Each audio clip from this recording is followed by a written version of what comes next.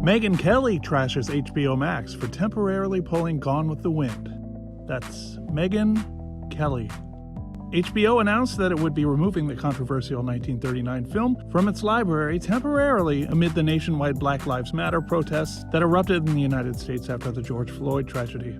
Gone with the Wind is a product of its time and depicts some of the ethnic and racial prejudices that have, unfortunately, been commonplace in American society. An HBO Max spokesperson told to Access Hollywood in a statement, "These racist depictions were wrong then and are wrong today, and we felt that to keep this title up without an explanation and a denouncement of those depictions would be irresponsible. These depictions are certainly counter to Warner Media's values, so when we return the film to HBO Max, it will return with a discussion of its historical context and a denouncement of those very depictions, but will be presented as it was originally created, because to do otherwise would be the same as claiming these prejudices never existed. If we are to create a more just, equitable, and inclusive future, we must first acknowledge and understand our history." Megyn Kelly took to Twitter to share her disappointment with the streaming service, tweeting, "Are we going to pull all of the movies in which women are treated as sex objects too? Guess how many films we'll have left? Where does this end?" In a follow-up, the former Today Show host added, "Okay, HBO Max, let's do this. Every episode of Friends needs to go right now. If not, you hate women and LGBTQ people who also don't fare well on Friends. Obviously, Game of Thrones has to go right now. Anything by John Hughes, Woody Allen, could go on and on and on." When a fan suggested Tarantino and Scorsese would be censored, Megyn replied, "Totally. Forget those guys. Let's keep it going until all we have left is the Queen and Captain America."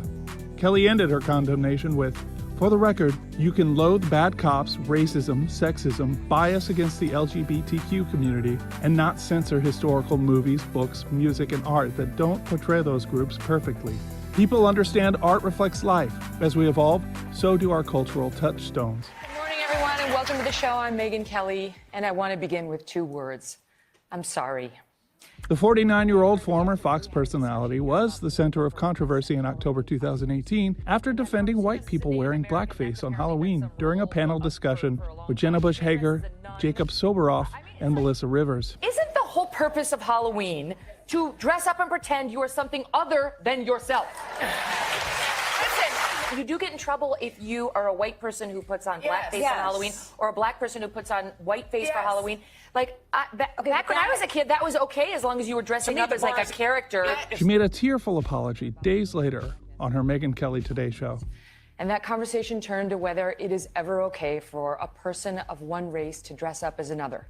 A black person making their face lighter or a white person making theirs darker to make a costume complete. I defended the idea, saying as long as it was respectful and part of a Halloween costume, it seemed okay. Well, I was wrong, and I am sorry. After sending an email apology to staff for her insensitive comments, her Today Show colleague Al Roker took Megyn to task for her take on blackface and said her apology didn't go far enough. While she apologized to the staff, she owes a bigger apology to folks of color around the country, because this is a history going back to the 1830s, minstrel shows to demean and denigrate a race wasn't right.